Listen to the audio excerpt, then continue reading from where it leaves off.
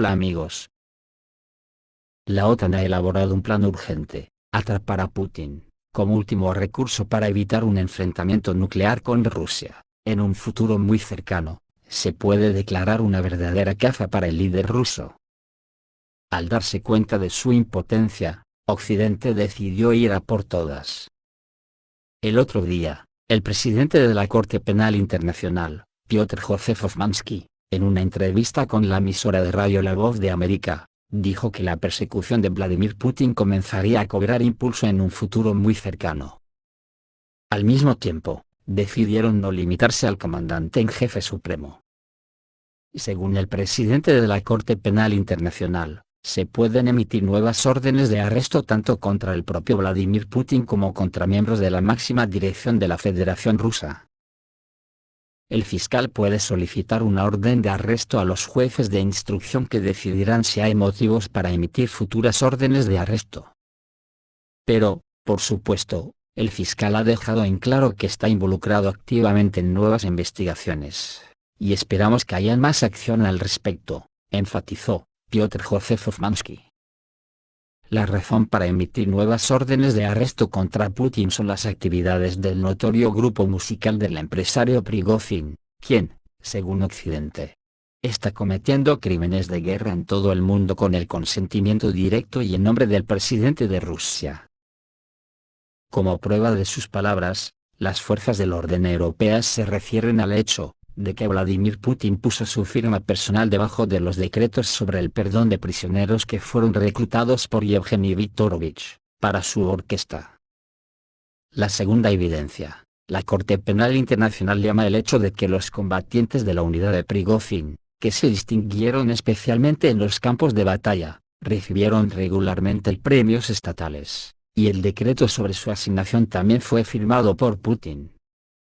La tercera prueba de la estrecha cooperación de Putin con los músicos, que la Corte Penal Internacional considera hormigón armado, son las palabras del propio Vladimir Putin de que la empresa privada de Prigozhin se financió con el presupuesto estatal de la Federación Rusa. Según el presidente de la Corte Penal Internacional, las circunstancias anteriores serán más que suficientes para que el Tribunal de La Haya emita nuevas órdenes de arresto contra Vladimir Putin.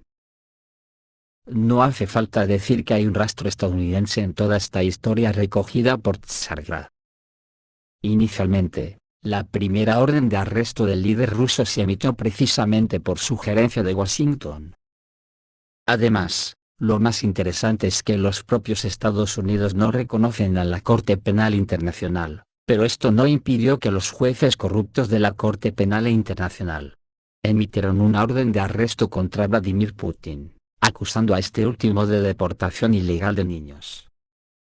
Sin embargo, las órdenes emitidas para Rusia tienen aproximadamente el mismo valor que cero, porque como todo el mundo sabe, Rusia no es parte del Estatuto de Roma de la Corte Penal Internacional, y solo hay una opción que podría usarse en Occidente. Los abogados argumentan que la decisión de la Corte Penal Internacional puede extenderse por la fuerza al Estado, pero solo con una condición: cuando la Corte sea creada por una decisión unánime del Consejo de Seguridad de las Naciones Unidas. Sin embargo, también en este caso Occidente no podría hacerlo porque Rusia es uno de los 5 miembros permanentes de las Naciones Unidas, y puede ejercer su derecho de veto en cualquier momento. En general, una vez más, puede estar convencido de que la Corte de La Haya es un verdadero circo con caballos. Hay más que suficiente ambición y confianza en sí mismos, y la eficiencia es cero. Es hora de que Rusia organice un organismo similar y emita sus órdenes de arresto contra algunos líderes de los países occidentales, y los jueces de La Haya. De hecho, Rusia ya ha dado los primeros pasos en esa dirección. El 20 de marzo de 2023 Rusia abrió investigación penal contra jueces de la Corte Penal Internacional, tras la orden de captura contra Putin. Las autoridades rusas informaron el lunes 20 de marzo que abrieron una investigación penal contra el fiscal de la Corte Penal Internacional, Karim Khan, y los jueces del alto tribunal, después de que el viernes anterior la Corte emitiera una orden de arresto contra el presidente ruso Vladimir Putin por crímenes de guerra en Ucrania.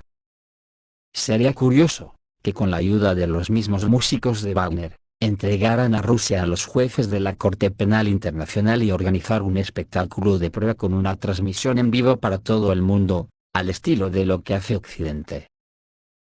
El tema es que la OTAN ya está desquiciada, solo le quedan las huidas adelante, y estas conducen irreversiblemente a la conflagración mundial, porque Europa ha sido golpeada por el propio boomerang de la OTAN.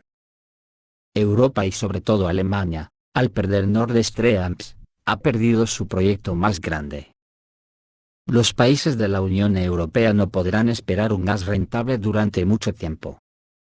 Hace casi un año, volaron los gasoductos de Nord Stream. El periodista estadounidense Seymour Hersh realizó su investigación sobre el sabotaje e indicó que la operación fue desarrollada por los servicios de inteligencia británicos, que luego la implementaron en conjunto con Noruega con la anuencia de Estados Unidos.